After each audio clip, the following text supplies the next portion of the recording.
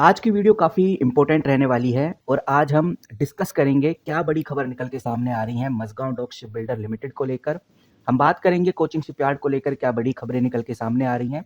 हम बात करेंगे गार्डन शिप बिल्डर को लेकर क्या बड़ी अपडेट निकल के सामने आ रही हैं जिनका इम्पैक्ट अब हमें आगे देखने को मिलेगा। आज है 4 फरवरी 2026 और 4 फरवरी 2026 के दौरान कौन कौन सी वो खबरें निकल के सामने आ रही हैं जिसकी वजह से इन कंपनीज में बड़ी हलचल होने वाली है। सबसे पहली बात, ये जो बात निकल के सामने आ रही है कि भाई डिफेंस बजट 7.85 लाख करोड़ का एलोकेट किया गया है, जो कि पिछले साल के मुकाबले लगभग 15 से 20% ज़्यादा है। इस बात में बिल्कुल भी दो राय नहीं है। लेकिन यहाँ पर सबसे बड़ी दिक्कत आ रही है कि अगर हम गार्डन शिप बिल्डर को देखते हैं तो पिछले 5 दिनों में लगभग 4% गिरता हुआ नजर आया है। कोचिंग शिपयार्ड को देखेंगे, पिछले 5 दिनों में लगभग 8 से 8.5% तक गिरता हुआ नजर आया है। मझगांव डॉक शिप बिल्डर पिछले 5 दिनों में 4 से 5% गिरता हुआ नजर आ रहा है। तो इसके पीछे का रीजन क्या है? अगर डिफेंस बजट इतना अच्छा आया है तो फिर ये ship building making company, defence making company आगे क्यों नहीं बढ़ रही? सबसे पहले अगर हम मझगांव डॉक शिप बिल्डर की बात करें तो आपको बताना चाहूंगा आज कंपनी के Q3 के रिजल्ट देखने को मिलने वाले हैं। फिलहाल अभी तक कंपनी के Q3 के रिजल्ट आए नहीं है, जहां गार्डन शिप बिल्डर और कोचिंग शिपयार्ड के Q3 के जो रिजल्ट है वो ऑलरेडी आ चुके हैं। इसी के साथ Mazagon dock ship builder Q3 result के साथ साथ डिविडेंड भी प्रोवाइड करने वाली है। तो अगर आप मझगांव डॉक शिप बिल्डर में जुड़े हुए हैं, आपने मझगांव डॉक शिप बिल्डर में एंट्री ली हुई है, तो बात बहुत सिंपल है, अभी होल्ड करना ही सबसे सही प्लान रहेगा। जैसे ही रिजल्ट में पता चलता है कि 25 से 30% की बढ़त हुई है, तो आप ये मान के चलिए अगर Q3 के रिजल्ट अच्छे आए तो कंपनी में तेजी देखने को मिलेगी। तो नई बाइंग के लिए हमें रिजल्ट का वेट करना होगा। अगर मुनाफा बढ़ता है, यानी जो सबमरीन डील है इसके ऊपर कोई भी पॉजिटिव न्यूज़ आती है, तो आप देखेंगे मझगांव डॉक शिप बिल्डर में आपको एक अच्छी तेजी देखने को मिलेगी। तो पहली अपडेट तो यही है कि आपको मझगांव डॉक शिप बिल्डर के ऊपर नजर रखनी है।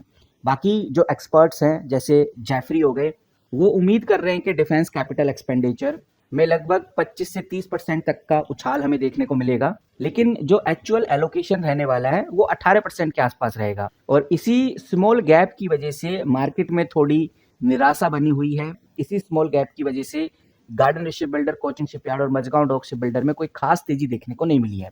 और ये बात भी हमें बिल्कुल नहीं भूलनी चाहिए कि मार्केट हर साल ऐसा करती है, जब भी बजट आता है जो बड़े इन्वेस्टर्स होते हैं बजट से पहले ही तेजी की उम्मीद से बड़ी कंपनीज में अच्छी खासी क्वांटिटी ले लेते हैं, और जैसे ही बजट मार्केट में आ जाता है उनकी उम्मीद के मुताबिक खबर उनको मिल जाती है, तो वो अपना मुनाफा यानी प्रॉफिट बुकिंग करके निकलने लगते हैं।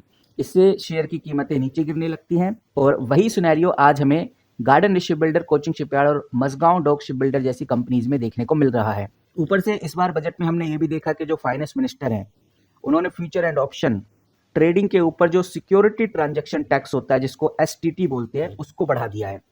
इससे ओवरऑल पूरी मार्केट में एक सेलिंग प्रेशर हमें देखने को मिला, और कह सकते हैं कि इसका एक बड़ा असर in defence ship building companies में देखने को मिला। और यही रीज़न है इन तीनों कंपनीज में आपको एक ज़बरदस्त डाउनफॉल देखने को मिला बजट की बाद। और ये बात तो बिल्कुल नहीं भूलनी चाहिए, अगर इनका मैं एक एक साल का रिकॉर्ड आपके सामने रखूं, ये मैं सबको एक एक साल पे ले चलता हूं, तो यहाँ पर आप देखिए जैसे गार्डन शिप बिल्डर एक साल में लगभग 64% बढ़ चुका है। कोचिंग शिपयार्ड एक साल में लगभग 6 से 7% तक ग्रोथ पे है। मझगांव डॉक शिप बिल्डर एक साल में लगभग 9 से 10% की ग्रोथ में है। यानी कि शिप बिल्डिंग स्टॉक्स एक साल में अच्छी खासी ग्रोथ में रहे, अप एंड डाउन हमें देखने को मिले। और इन्हीं ग्रोथ की वजह से इनका अगर आप पीई चेकआउट करेंगे, मैं आपको इन तीनों कंपनीज का पीई दिखाना चाहूंगा। जैसे मझगांव डॉक शिप बिल्डर का पीई चला गया है 41, कोचिंग शिपयार्ड का पीई देखोगे तो 55 है, और गार्डन शिप बिल्डर का अगर आप पीई चेकआउट करेंगे तो आपको देखने को मिलेगा 41। कहने का मतलब ये है कि इनकी वैल्यूएशन थोड़ी महंगी हो गई है। तो जो मार्केट है, इंडियन स्टॉक मार्केट है, उसको थोड़ी और बड़ी खुशी चाहिए, थोड़ी और बड़ी अनाउंसमेंट चाहिए, तभी इन कंपनीज में आपको बहुत अच्छी हलचल देखने को मिल सकती है। और अगर बजट की बात करें, नो डाउट डिफेंस के फेवर में बजट रहा है, लेकिन बजट में कोई एक्स्ट्रा ऑर्डिनरी या कोई नया बड़ा प्रोजेक्ट अनाउंस ना होने की वजह से भी इन तीनों कंपनीज में हमें सुस्ती देखने को मिली। ऊपर से जो FIIs हैं, यानी कि जो विदेशी इन्वेस्टर्स हैं, वो भी इंडियन स्टॉक मार्केट से अपना पैसा निकाल रहे हैं, दूसरे देशों में पैसा डाल रहे हैं, क्योंकि बजट में उन्हें कोई खास इंसेंटिव्स नहीं मिले, जिस वजह से बड़े FIIs, जो बड़े इंस्टीट्यूट प्लेयर हैं, वो काफ़ी बड़ी क्वांटिटी में इंडिया से निकलते हुए नजर आ रही हैं। तो यही कुछ बड़े रीज़न है जिसकी वजह से आपको इन शिप बिल्डिंग कंपनीज में इस तरह की हलचल देखने को मिल रही है। अब मैं आपके सामने एक बड़ी खबर, एक इंपॉर्टेंट खबर रखने जा रहा हूँ, ये खबर वाकई में आपको बहुत कुछ क्लियर करेगी कि अब आगे क्या होने वाला है। यहाँ पर आप देखेंगे, मैंने खोला हुआ है इंफ्रा इकोनॉमिक टाइम का आर्टिकल, ये आप देख सकते हैं इधर, और हम डेट भी चेकआउट कर लेते हैं। ये डेट चेकआउट करेंगे तो 3 फरवरी 2026 की ये डेट है, आज है 4 फरवरी। हेडलाइन में आपको बहुत क्लियर देखने को मिलता है, भारत के मशहूर शिप डिजाइनर एंटोनी प्रिंस ने भारत की जो शिप बिल्डिंग इंडस्ट्री है उसको लेकर कुछ महत्वपूर्ण बातें बताई हैं, जो एक इन्वेस्टर के लिए जानना खासकर जरूरी है। थोड़ा नीचे चलेंगे तो वो चीज़ हमें देखने को मिलती है कि बेसिकली एंटोनी प्रिंस का क्या कहना है। यहाँ पर एंटोनी का साफ कहना है कि भाई भारत को सिर्फ कंस्ट्रक्शन यानी कि जहाज बनाने तक ही महबूद नहीं होना चाहिए, इनको और आगे बढ़ना चाहिए, उनको डिजाइनिंग की तरफ भी बढ़ना चाहिए। एंटोनी का मानना है कि डिजाइन ही वो बुनियाद है जिस पर किसी भी प्रोजेक्ट की प्रॉफिटेबिलिटी और सक्सेस टिकी होती है। एंटोनी प्रिंस के मुताबिक जो देश डिजाइन कंट्रोल करते हैं वही देश मार्केट को भी कंट्रोल कर रहे हैं। और एंटोनी ने यहाँ पर एक और इम्पोर्टेंट और बड़ी बात कही है, अगर हम दूसरे देशों से डिजाइन खरीदते हैं तो वो हमें हमेशा अपना पुराना या सेकंड बेस्ट डिजाइन ही देंगे ताकि हम उनके कॉम्पिटिटर ना बन सकें। इसीलिए भारत को अपनी खुद की आईपी यानी इंटेलेक्चुअल प्रॉपर्टी तैयार करनी चाहिए। इनफैक्ट उन्होंने चाइना का उदाहरण दिया है कि कैसे 1993 के बाद उन्होंने अपने डिजाइन इंस्टीट्यूट को मजबूत किया और आज वो दुनिया में शिप बिल्डिंग में टॉप पर है।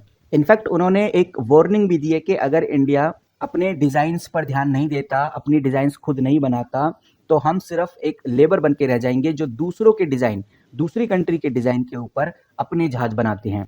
और सबसे इंपॉर्टेंट बात गाइज ये है कि ये दोनों कंपनी यानी कि पहली कंपनी गार्डन शिप बिल्डर और दूसरी company Mazagon dock ship builder, दोनों कंपनीज के पास मजबूत इन हाउस डिजाइनिंग टीम है।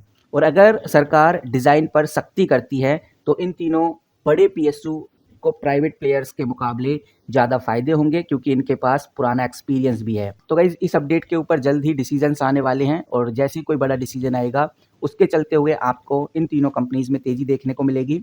बाकी जैसा मैंने आपको बताया कि मजगांव डॉक शिप बिल्डर के ऊपर नज़र बना के रखिए, कंपनी के क्वार्टर 3 के रिजल्ट आते ही इस कंपनी में आपको तेजी देखने को मिलेगी। कंपनी डिविडेंड भी प्रोवाइड कर रही है, तो इस कंपनी में इस रीजन से भी हमें अच्छी ग्रोथ देखने को मिल सकती है। और ये बात बिल्कुल सही है कि बजट में 1000 करोड़ के मैरीटाइम डेवलपमेंट फंड और कस्टम ड्यूटी में बहुत अच्छी छूट मिलने के बावजूद भी इन तीनों कंपनीज में हमें कोई खास ग्रोथ देखने को नहीं मिली। इसका रीजन सिर्फ यही है, सेल ऑन न्यूज़, क्योंकि इन्वेस्टर्स ने पहले ही तेजी की उम्मीद की थी इन तीनों कंपनीज में और उस उम्मीद के चलते हुए उन्होंने अच्छी खासी क्वांटिटी पहले ही ले रखी थी।